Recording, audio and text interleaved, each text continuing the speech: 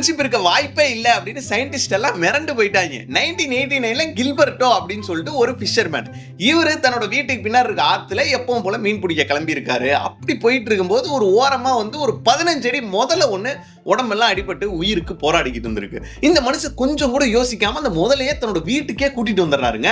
அடுத்த 6 மாசத்துக்கு அந்த முதலைக்கு தினமும் 5 கிலோ சிக்கன் போட்டிருக்காரு. உடம்பு ஃபுல்லா வந்து மருந்து போட்டு இருக்காரு. அப்புறம் அந்த மாத்திரையெல்லாம் வாங்கி கொடுத்து அந்த உடம்பு வந்து தேத்தி இருக்காரு.